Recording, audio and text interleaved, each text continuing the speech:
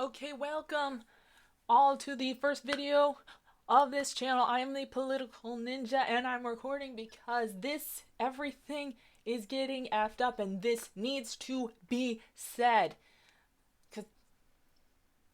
Cause this is just getting, I can't curse this cause this is YouTube 2020. RIP old head of YouTube. And let's get into this video. Cuban restaurant owner in Louisville reveals how BLM sent him blackmail letter with diversity demands that he was told to meet or risk social media shaming, a public boycott and his storefront effed with. Oh, we're peaceful protesters. We're totally peaceful. It's the white supremacists that are threatening and destroying businesses. But if you don't side with us, we're gonna F you up. Sure, totally peaceful. Okay. It's got the summary. Cuban restaurant owner in Louisville slamming Black Lives Matter activists. Okay. Slamming! They did not use all caps on the word slamming. For sending him and other small business owners. Now, this isn't just him. This is other people, business owners in that area, and we'll get to that in a little bit. Okay, he slammed Black Lives Matter activists for sending him and other small business owners a list of diversity demands that they were told to meet or risk repercussions like having their storefronts effed with. Oh yeah, totally not mafia tactics at all. The letter of the business owners. This is the list of demands. I'll put the link of this article in the description so you'll be able to read it better. But letter to the business owners of East Market District in Louisville, also known as Nulu, during the protests July 24th that forced some businesses in the area to close. You know why they close? They don't believe that you guys are peaceful, okay?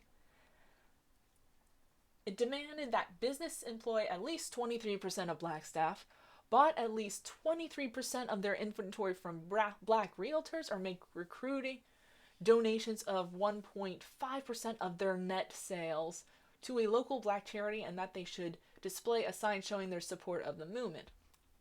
Okay, listen, if you hire if you hire black people, there's nothing wrong with having 23% of black people on your staff.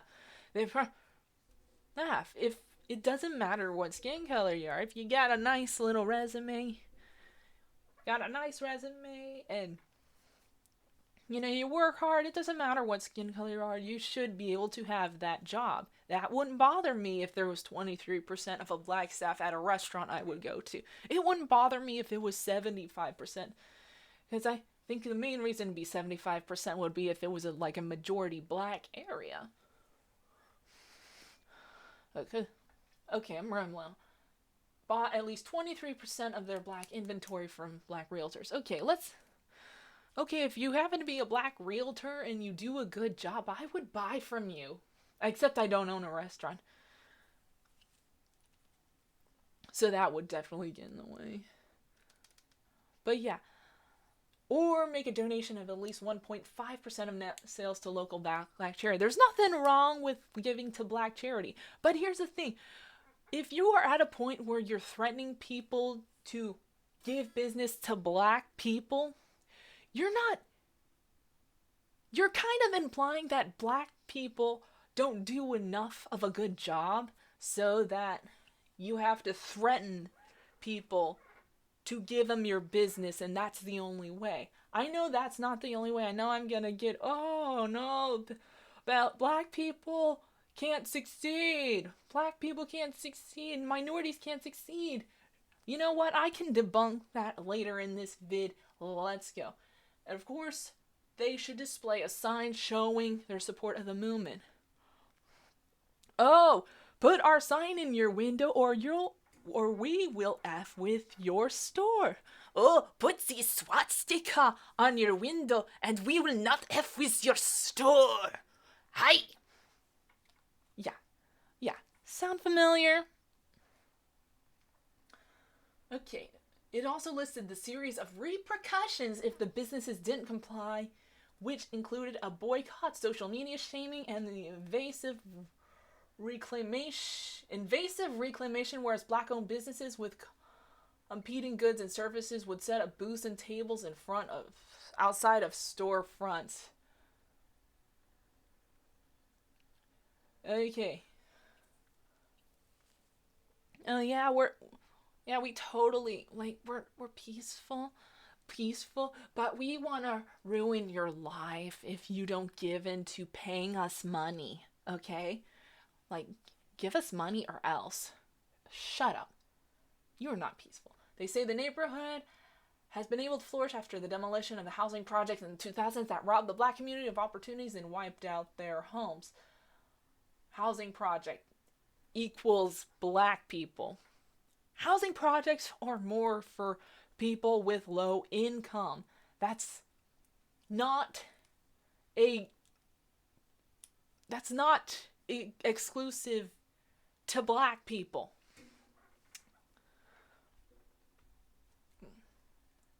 Like, the fact that people associate being black with being poor, as if we don't have many successful black people in the United States. Like, we kind of do. Like, you could probably, like, 75% of the freaking NBA, for crying out loud, is black. And no one has a problem with that. They're just good at basketball. They just happen to be better at basketball. Like, you're gonna tell me sports with majority black people in a majority white country aren't successful? Just shut up. For the next 2 days after the protest, he claimed he kept his restaurant closed because the staff feared for their safety. Yeah, because no one buys your peaceful protest BS, BLM. Sorry, some video, like, automatically played in my other. He took to Facebook to accuse them of mafia tactics, and he said, while he respects the movement he wants to support, it is unfair for his business and the safety of being threatened. Oh, yeah, because they're totally peaceful. All good people must denounce this. How can you justify injustice with more injustice? Thank you. Like, that's the thing about BLM. It's like they're destroying everything in their path. Although there are lots of peaceful ones, I can acknowledge that. But they're destroying it in the name of being equal. And they are destroying other black communities. They're destroying black-owned businesses, white-owned businesses. They're like destroying everything. And these people probably, like, were never racist in their life, always helped out their friends in need. And they're wondering, why this is happening to them?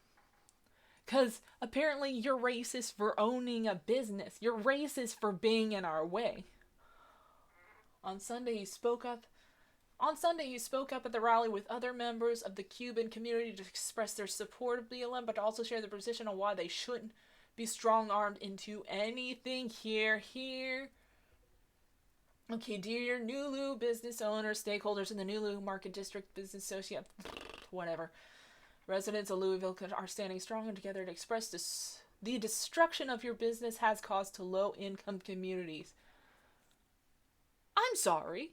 Their business simply existing on what used to be developing housing is all of a sudden oppressing you? Like, businesses existing on an area, like, that hasn't been housing in how many years, is all of a sudden destroying you. Shut up. Specifically those with majority black residents.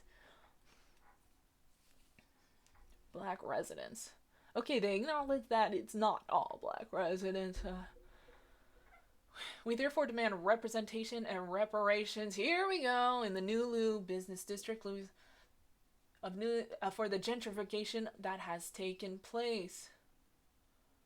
The policies and process of revitalizing the New has been displaced and marginalized people from their homes and families for generations of single-hand progressing in gentrification of black neighborhoods. This is a Cuban immigrant you have sent this letter to. Marginalized people. He's a freaking immigrant from freaking Cuba. You absolute ignorant. Can't cuss on YouTube. The process has been happening to black indigenous people of color. Again, Cuban immigrant you are telling this to. Heterosexual patriarchy. What the freak does being straight have to do with it? But of course they always have to get their little buzzwords in to claim that you're homophobic for not complying, because they got to get all those names in. Of course they do. Gentrification is the palatable term for sugarcoats one of the more aspects of oppression started black folk for 400 years. 400? I didn't know you were 400 years old. Like, we have been, like, generation after generation distancing ourselves from these horrible policies, like making equality part of our Constitution. We have been pushing farther and farther away, but they keep mentioning the past and being angry about it like a crazy ex-girlfriend that never stops obsessing over you after a breakup. For business owners, yeah, we went through the demands. Efforts to correct the system of racial held by white-owned businesses. This guy's Cuban immigrant. With several restaurants. But of course, if you're a white-owned business, you're automatically racist and must bow down. You must bow down to us because you're automatically racist for having your own business and being white. I guess nothing is not racist nowadays when a white person does it. Shut up. Attendance by myself and all my staff and potential diversity, equality, inclusion training. Oh yeah, the demands do also list inclusion training. I include everyone equally because everyone has an equal opportunity to annoy me, and some people right now are taking that opportunity more than others right now, okay? Validation. We're gonna threaten you to validate us, apparently. No. Eliminate dress code for customers, clients, and staff. Eliminate dress codes? You should at least look nice when you're at a work. Unless you're a lifeguard, you don't even have to. If you're a female lifeguard, you don't even have to wear pants. But what is it with, black people saying that dress codes are bad? I can understand that some people, with the whole hair thing, I don't mind if you're a black person at work and you're wearing your hair more naturally. I think it's pretty dope. I don't know where they get the idea that people don't think it's professional comes from. Repercussions for non-compliance. Yeah, we already went through that. And guess what? You're saying we're gonna force you to be diverse. You're forced.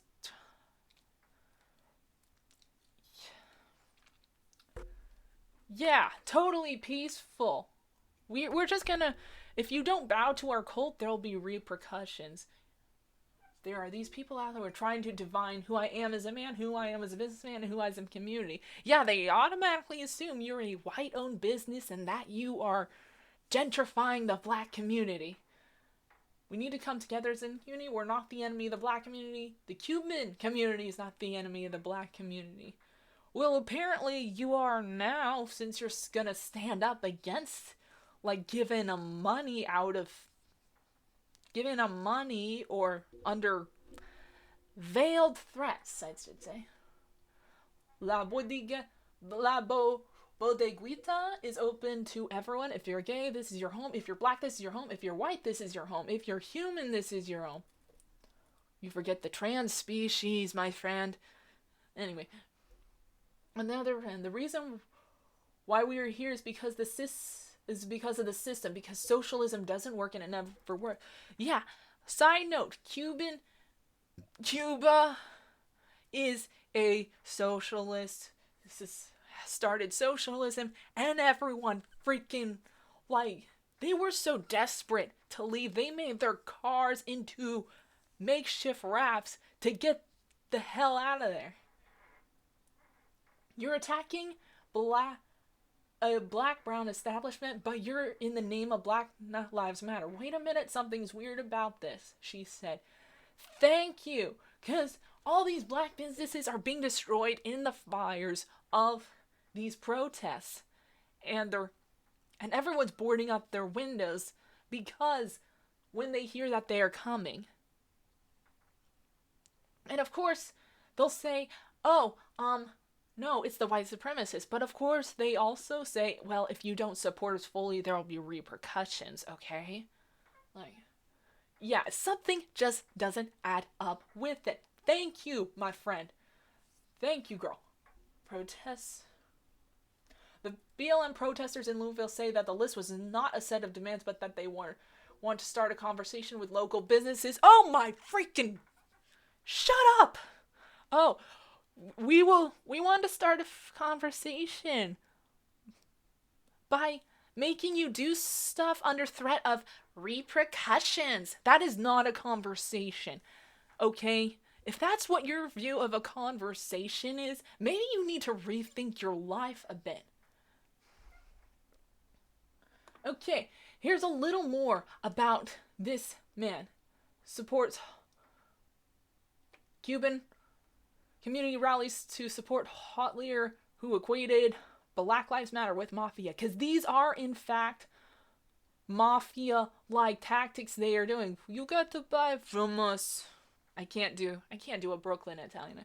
You have to buy from us, or else you face the consequences. I can't do that. Mock me about that, because that sucked. Fernando, the restaurant owner, is a restaurant owner who came to the United States of America as a refugee when he was 18. Apparently, he arrived on the U.S. shore on a raft, escaping the socialist government in his native country, Cuba.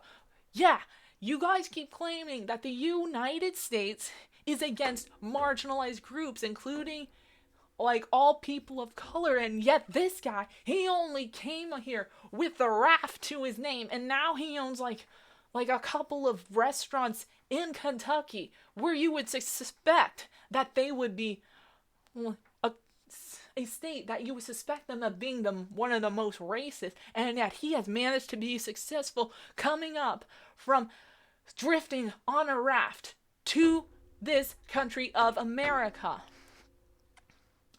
Don't give me any of your excuses. Martinez claims, okay, now a citizen of the U.S., he finds himself in the midst of the organization of social upheaval of the country over issues of race. Martinez claims that Black Lives Matter is threatening his restaurant business in a way to equated to mafia tactics. The Cuban immigrant and the partner of Old Restaurant Group, he took to Facebook to write how unjust the treatment is, claims to be receiving from BLM protesters. Okay, there comes a time in your life when you have to make a stand and you have to really prove your convictions and what you believe in. All good people need to denounce this. How can you justify injustice with more injustice? Yeah, we saw that in the last article. I just thought this would show you the light of who this man really is, as opposed to what Black Lives Matter would make you think he is. He is an immigrant that started from nothing, started over in a country after his country was being taken over. And this is how you treat successful minorities. Freaking video keeps starting on its own. This is how you treat. Oh, minorities are oppressed, but those minorities that with successful business, with businesses, we gotta threaten with successful businesses. They don't count because they're gentrifying black people. You know what?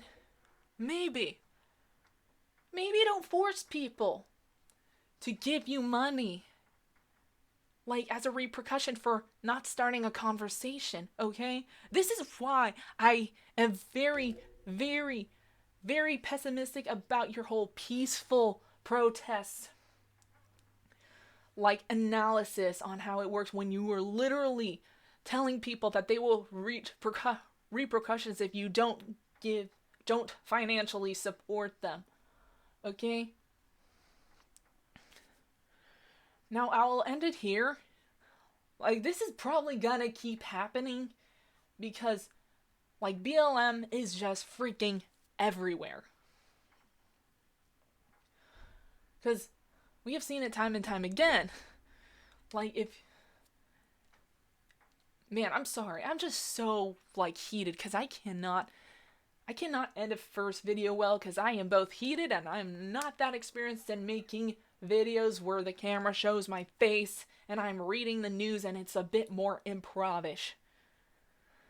Now I'll end it here. If you're a part of BLM and you're actually most peaceful and you want to actually have conversations, please denounce this behavior and actually encourage striking up good conversations about how you want the how you can make the black community better. I certainly will make my own video on how we could make the black communities a whole lot better. I am the political ninja, and I will see you again maybe next week. I have no idea what my schedule is, and goodbye.